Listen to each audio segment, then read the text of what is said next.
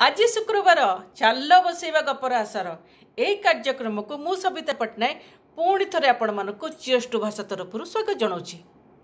थिला गोटे पक्षी खोजी बुलूला गोटे गछ जो से बसा बांधि पार एमती खोजु खोजु नदी कूल गोटे से गछ पाइला।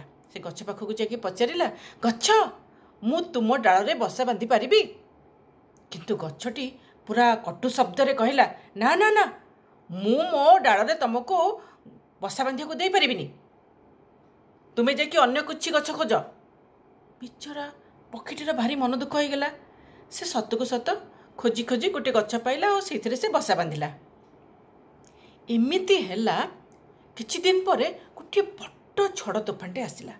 आ से झड़ तोफान रे से जो गछटीर मूलर उपुड़ी गला आउ तार सबुतक डाल भांगिकी चूरमार हो गला।